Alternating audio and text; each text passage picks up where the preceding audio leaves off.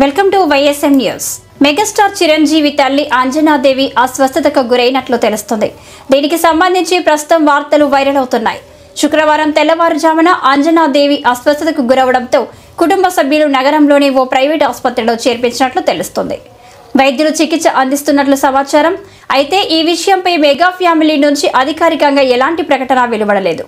మరోవైపు తల్లి అనారోగ్యం విషయం తెలిసి విజయవాడ నుంచి పవన్ కళ్యాణ్ హుటాహుటిన హైదరాబాద్కు చేరుకున్నట్లు సమాచారం. చిరంజీవి ప్రస్తుతం దుబాయ్ పర్యటనలో ఉన్నాడు. భార్య సురేఖతో కలిసి గురువారం పెళ్లి రోజు జరుపుకున్న చిరు అనంతరం దుబాయ్కి వెళ్లాడు. అయితే అంజనాదేవి పరిస్థితి తెలుసుకున్న చిరు వెంటనే బయలుదేరినట్లు తెలుస్తుంది. కొనిదెల వెంకట్రావును వివాహం చేసుకున్న అంజనాదేవి 5గురికి జన్మనిచ్చింది.